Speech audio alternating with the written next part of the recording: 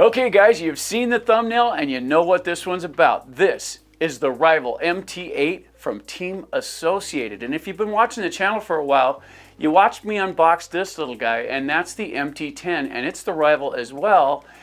And for the longest time I've said, I wish they made that in 8th scale. Look what I found. This was at the local hobby store and they had one. I had no idea this was even coming out, and I just had to get one. So in this video, we're gonna get it out of the box. We're gonna show you what's involved in this thing. We're gonna take it out and we're gonna test it. And if you watch the channel, you know how we do that. Then we're gonna bring it back in, go over what happened with the car, the good points, the bad points, and you're gonna get our 4 questions. Is it fun? Is it durable? Is it worth the money? And where does it stack up in our collection? Check this out.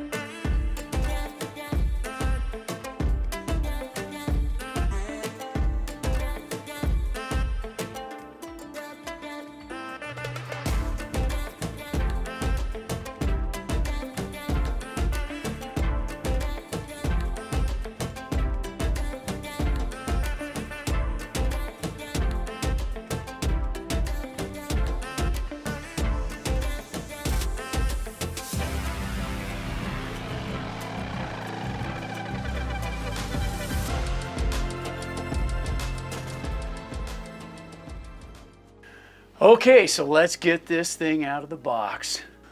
All right.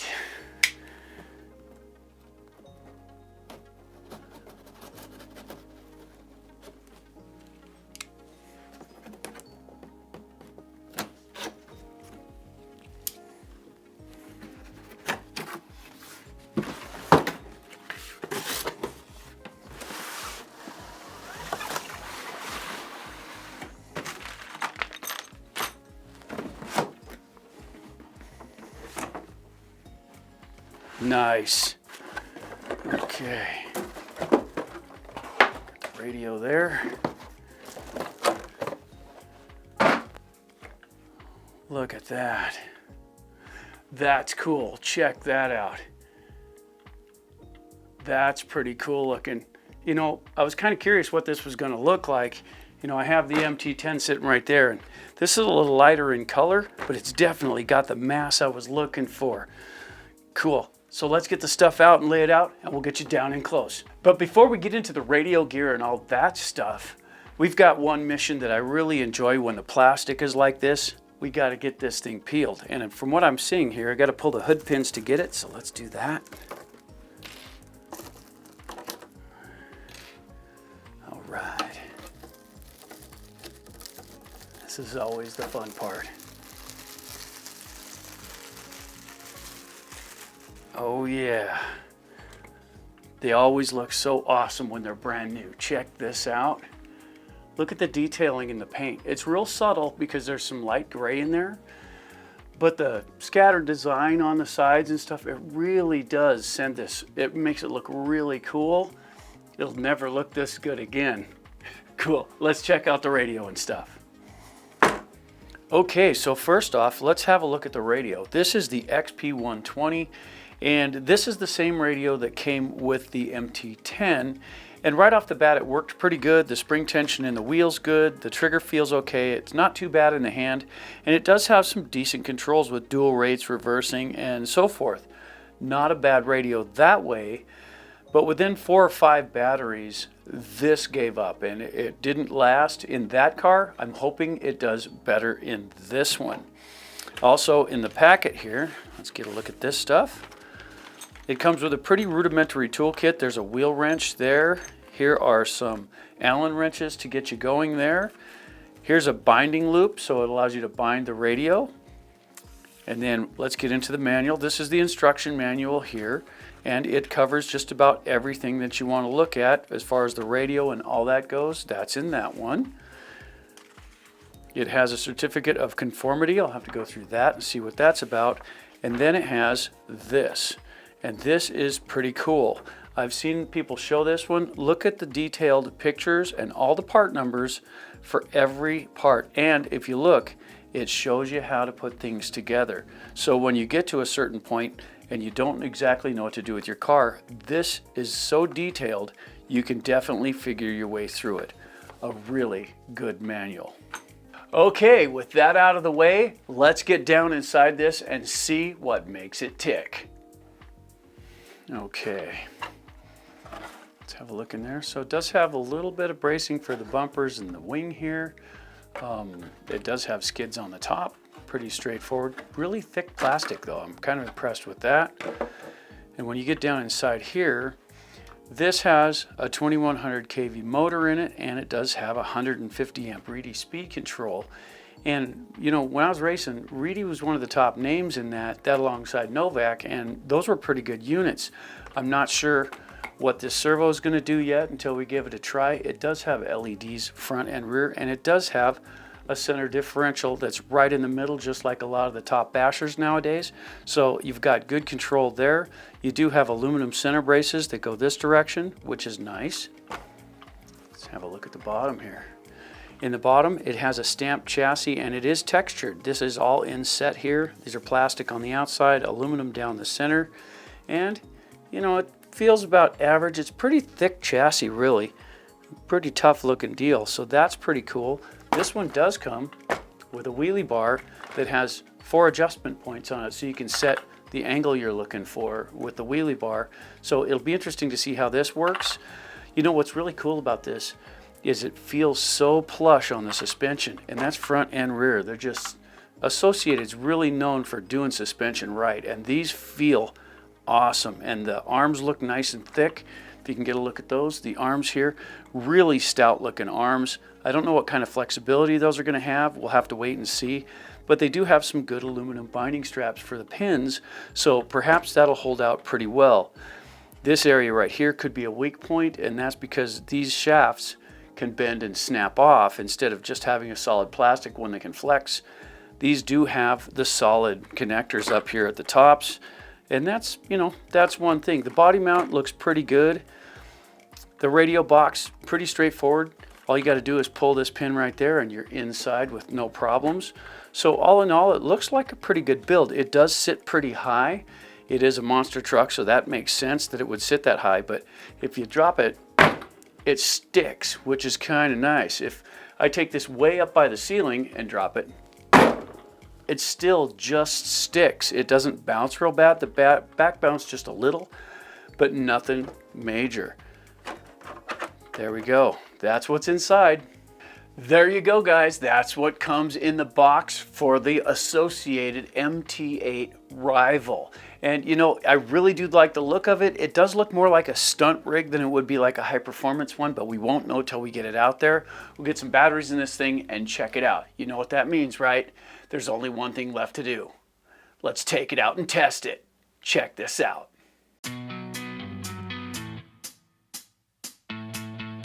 I remember that summer eve. Since then I just can't think straight. Cause this girl's got a hold on me. Can't break free. Now it's too late. When she's whispering in my ear, when I'm kissing her slow, I would follow her anywhere. She is you, if you didn't know. And I love you more than I ever have loved before. I ain't gonna lie.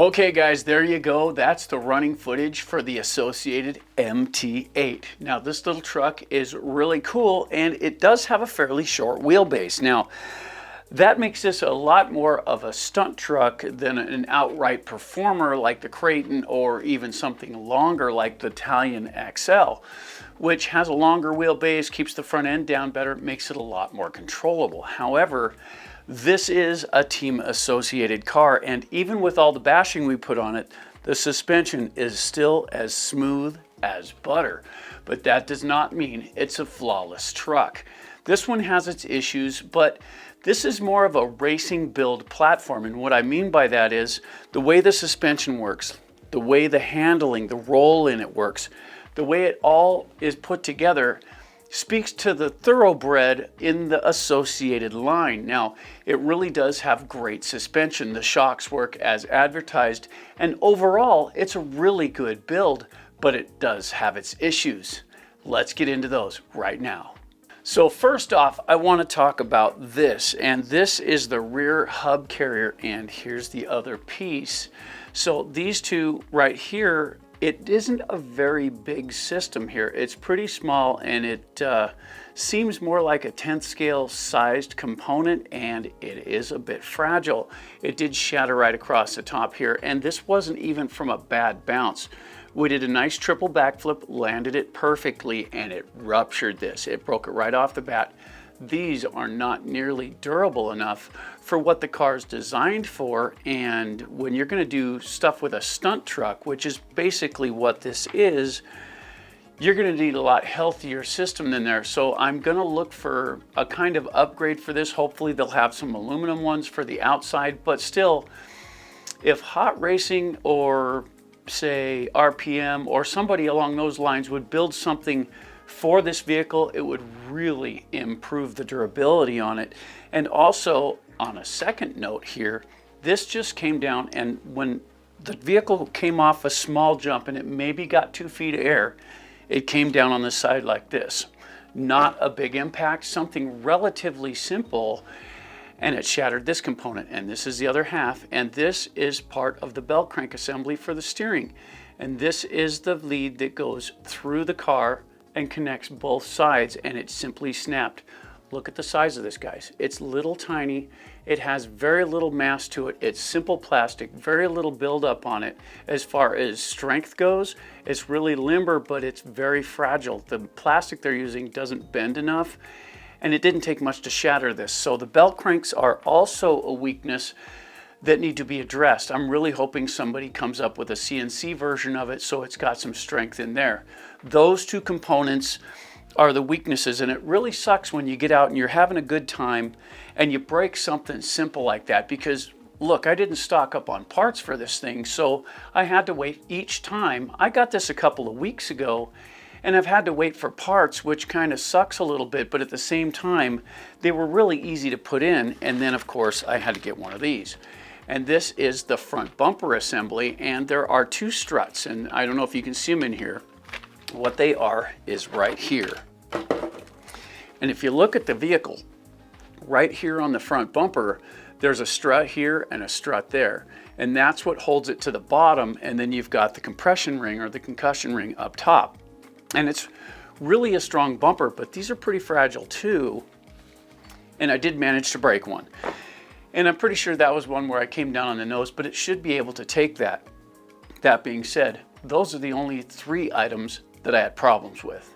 And that's true as far as actual failure within the car goes, but there's another point here that I need to bring to your attention.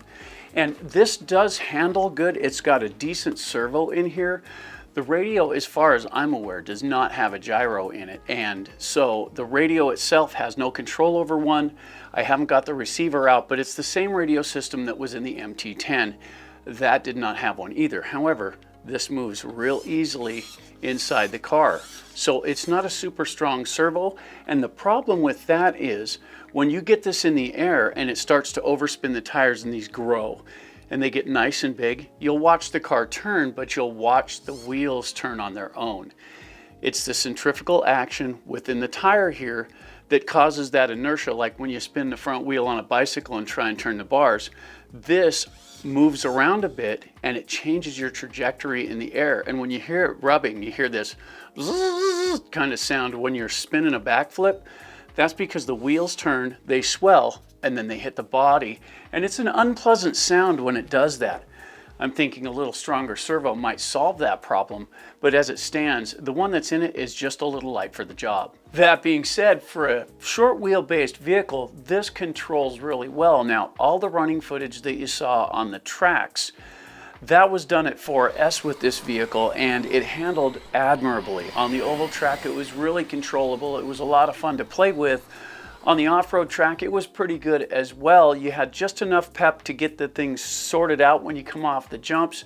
It cornered well, it handled really good, but this vehicle is seriously overpowered. As a 4S vehicle, this thing is way fun to drive. It could use just a little more speed, but I've watched a couple other channels, and usually the speed between 4S and 6S is only a few miles per hour difference, because with 6S it becomes so uncontrollable. You just can't keep the front tires on the ground because it has such a high torque rating. Now, the thing about that is, for stunting, 6S is the bomb. You can easily come off of a small ramp and get a triple backflip with no problems. But I would recommend beefing up the suspension somehow before you go ahead and do that. Every time I put 6S in it and got a little out of pocket, except the last trip when we were actually on the ramp, we broke something. I mean, it just, if it comes down a little off center, if it comes down a little too hard, something in the suspension, and usually it's on the outer edges, that fails. We did not break any of the arms, but there are light components out there that need to be beefed up. Still, this thing is, like I say, exceptionally overpowered, which makes it a real handful and a lot of fun to play with. The radio does feel good in the hand, and the reaction speeds on it was really well. I enjoyed it. I forgot all about the radio altogether, and it was just me in the car, and that made a lot of difference. Also, I let my friends drive it as well. Both Rob and Cody got to play with it, and they had a good time with it too. And while we were out playing, they really enjoyed this one. Now, it does have its issues for control when it comes to the backflip because of the servo being a bit light, but I think that's something that could be easily overlooked or dealt with, so that it could be, something that wouldn't be an issue. When you come off the ramp, these should stay the direction you point them. They shouldn't turn on their own, but these have a tendency to do so. And it's not uncommon to see it do a nice double backflip and have those front wheels turn because of the centrifugal action of the tires. It pulls a little bit and it throws the car off camber, and you'll land sideways. And now the problem is with that, with the light suspension components that they have in a couple of these positions, those sideways landings are really hard on the vehicle. That being said, let's talk about the tires for a minute. The design on the tires, they've got a lot of tread up top, and there's a center rib that goes all the way around, and I'll get you a close look at this. But there's a lot of tread, which makes it kind of a smooth tire overall. In other words, there's not a wide enough lug to drop down in and spit a lot of gravel. These do work well, but they are kind of an all-purpose tire with that center ring in here. They handle well on paved areas. They handle well in grass. They handle well in all those situations, but they could be a bit more aggressive in the dirt. Now, with the high power rating, if you're running at 6S, a little more traction on the bottom may not be what you want. So I actually think those are pretty well balanced for the vehicle straight out of the box. They do swell to a nice pie plate size, and we did not have one fail. However, we were forced to go ahead and vent these because they do take on debris on the inside and they get a little out of balance. So venting them is a recommendation. It's up to you to decide whether you want to do that with yours. But that's one of the first things we did. We took it out and ran it stock, and then as it started to just get a little vibration in the tires and wheels, we went ahead and vented them, and it seemed to level that right back out. So that worked out really well. The wheelie bar is kind of cool. If you get some traction and you pin it, it can actually skip off the wheelie bar and get a full backflip just on flat ground at 6S, which is also pretty cool. The body itself held up really well, but it does have an issue. And if you can see this, I don't know if you can, but I'll try and show it to you. Right across here, there's a crease, and on the other side, there's another crease. And when you come in this way and you land it on the tail, it folds this up and it flares the whole body out like this, and this whole back panel folds up and stays. Granted, you're not supposed to land on the tail like that, but when it happens, you have to go ahead and rebend it. And I tried to get everything back in line, and I got it pretty, I got it pretty close, but it's not perfect. And that's something that I really wish they could have done something a little better to protect that, but at the same time, it is a stunt truck and it is supposed to be able to handle that. So it did have issues with that. The speed control handled good. The motor is overpowered. The servo functioned properly, but it's just a little weak for the application. That being said, you know what time it is, guys. It's time to get on to the 4 questions, and you know what they are. Is it fun? Is it durable? Is it worth the money? And where does it stack up in our collection? And you guys know we have a pretty good collection here. Will this even make the top 10? We'll find out today. Let's get on with it. Question 1, is this thing fun? Yes, it's a lot of fun. You know, I didn't know what to expect when I first got this car, but the fun rating is there. It does take a bit of a hit when the wheels control on their own while you're trying to do backflips. That takes a little bit of the thrill out of it. Having things like the weak suspension, that also, and it's not the whole suspension, it's just the outdrive hubs, the hub carriers in the back, and you know, some of the lighter outer stuff that they could have beefed up a little bit. When you're out and you're playing and you break something, that really does take a pretty good hit. So as far as fun goes, guys, I'm going to give this 7 out of 10 for fun. And question number 2, durability. Is this thing durable? Well, that's kind of a yes and no question, because most of it, and this is a 8th scale rig, guys. It's a big, heavy machine. And it does have a lot of bracing in here. You know, the center braces are in perfect condition. Everything internally is good. We did have the one failing in the belt cranks here, and we did have one failing on the outside for the rear hub, and the front bumper paid a bit of a price. But the way we were running it, we kind of earned that. The speed control handled awesome. The motor's in great shape, and it's a really strong machine there. It is a bit weak on the servo, and we talked about that, but everything else, nothing came loose, everything held good. The chassis is still straight. There is no bends in it.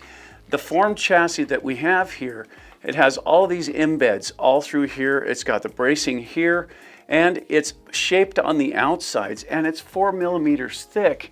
And with the punishment we put on this, it held up really good. Overall, it's a beautiful machine as far as that goes. They missed a couple of things, but you know, that's understandable. The radio handled good. All in all, I'm gonna say it's a pretty durable truck overall, but since we did have failure, again, this one's gonna get 7 out of 10 for durability. And question number 3, is it worth the money? Well, that's always interesting. When you take a look at the car overall, it's really well designed, it's really well made. Parts are available for this, so that's a good thing. And it's not as expensive as some of the other stunt trucks out there. If you're comparing this to the Notorious or that type of thing, you're gonna pay more for one of those than you will for one of these. It's less expensive in that category, but you also get less when it comes to that, because the radio's not quite as good as you would get with one of the Arrma cars. This one does function and it does work and it feels well in the hand, and it does have some pretty good controls. I'm just not sure that the quality's there, since I've had 2 of those radios and one failed almost right away. Now I know it's not really fair to judge this car by that one, but at the same time it's an identical radio, so the possibility for failure is still there. The servo could be a little manlier, but even in the Arrma cars, guys, the servos are underpowered anyway. It's usually a general upgrade. As far as the cost overall goes, you know, if you have the money and you want a stunt truck, something that's overpowered, that's fun to drive, that you can run just about anywhere, this one falls into that category, and it's outstanding in that capacity. So for this one, I'm gonna say yes, it's definitely worth the money if this is what you're looking for. Associated knows how to build cars. That's why they're still in business, and they've been in business as long as I've been in this hobby. Associated's been there.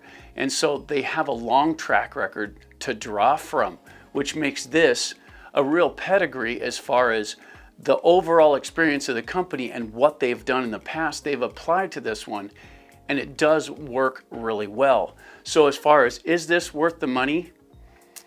I'm not really into the short wheelbase trucks that much. I like the longer, faster, more controllable ones, but at the same time, this one was a real blast to play with. I'm gonna give this one 8 out of 10 for value. So there you go, guys. That's the rating for this one, coming in at a rocking 22 out of 30, the Associated MT8. It's a cool little truck. I'm glad I have it, and I will play with it often. This is great for small areas. The backyard, it would be a perfect situation back there because you don't have to go far. It's a stunt truck. It's not going to go super fast. I mean, it can, but it really shines at the short stuff, the hopping around and the bouncing off things, and it really does a great job in that capacity. So at 22 out of 30, that's not bad. That only leaves one thing left to talk about. Where does it stack up in our collection? Number 4. Check this out. So where does this stack up in our collection? Well, that's an interesting question because we have a really diverse collection here at the studio, and they range anywhere from these little small trucks all the way up to 5th scale. And the top 10 is a pretty small area when you think about the number of cars that we have here. However, this is a really cool vehicle. It handles good in many situations. It handles good in the grass, it handles good in the dirt, it handles good on pavement, it does what you want it to, and depending on how you power it, if you put a 4S or a 6S in it, you can dictate what it's going to do overall. As far as will this make the top 10, that's kind of an interesting question, because that means if I was going to go out with my friends for a weekend and take 10 cars, which 10 would I take? And that really does have a lot to say about where we're going to go. But since this is kind of a jack of all trades truck, handles good on the track, handles good in high traction, handles good in low traction, this is definitely one I would consider taking. That being said, we're going to go ahead and drop this one into the top 10 in 10th position, right behind the Traxxas / Ultimate, the MT8 from Associated, holding down place number 10. So hey guys, if you haven't already, don't forget to subscribe, like, and share. It's awesome when you do, and it lets us know what you think of the content here at the channel. You know, these new cars, this one, I saw it on the shelf at the hobby store, had no idea it was coming out, and I'd always said, I wish they made a larger version of the rival. And when I saw that and the price point that was on it, I couldn't pass it up. I actually bought it at the same time I got the Sledge, bought them side by side. However, with the failures in the car, it's taken this long to get the video out because I had to wait for parts. That's okay. If you guys have one of these things and you've done cool things with it, if you've found some upgrades, whatever, please feel free to leave it in the comments down below and help others along the way. Hey guys, I'm AJ with AJ Jam Studios saying, keep bashing, guys.